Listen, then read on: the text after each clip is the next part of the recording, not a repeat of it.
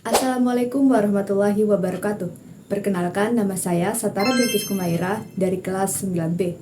Kali ini saya akan membahas tentang Indonesia pada masa reformasi.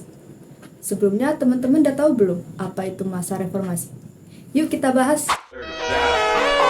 Can y'all really feel me? Let's go, let's go. Say what?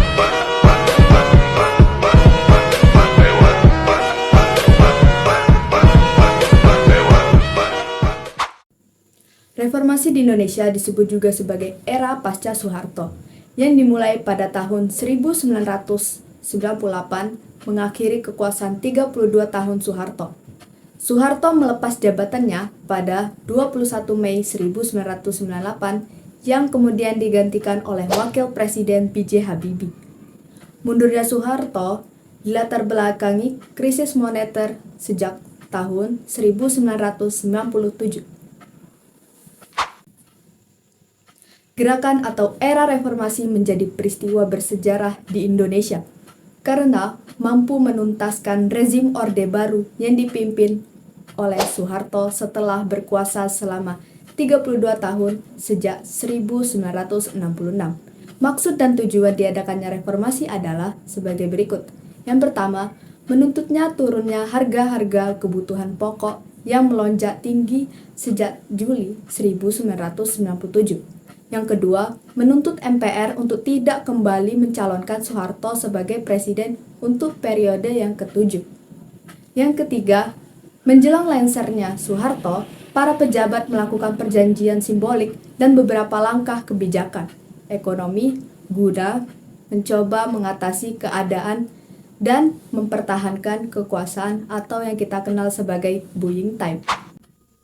Kondisi di mana Indonesia pada saat itu tengah sangat melemah dan merosot, sehingga menimbulkan ketidakpuasan masyarakat.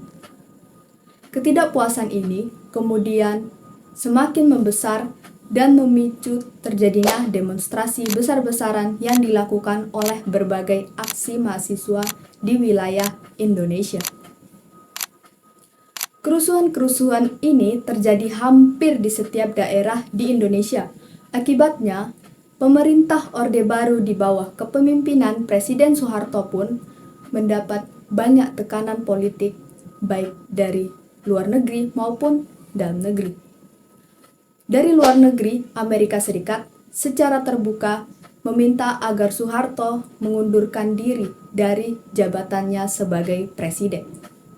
Sedangkan dari dalam negeri, terjadinya gerakan mahasiswa yang turun ke jalan menuntut agar Soeharto lengser dari jabatannya.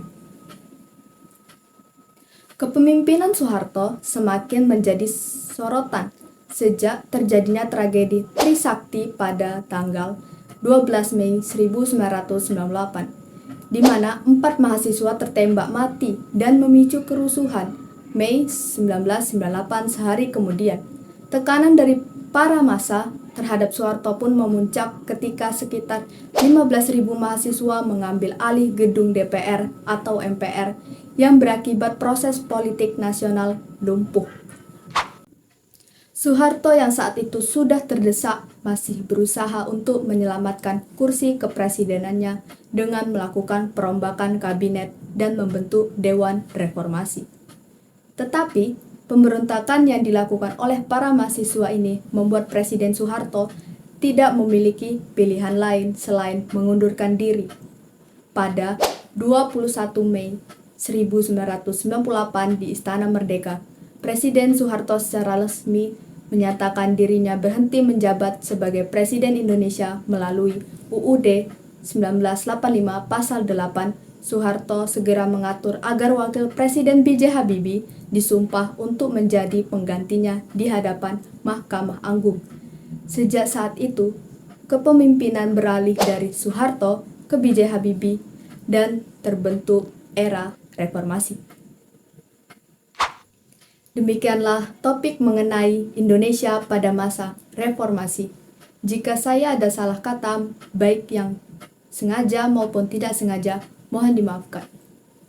Saya, Satara Bilkis Kumaira dari kelas 9B, pamit undur diri. Wassalamualaikum warahmatullahi wabarakatuh.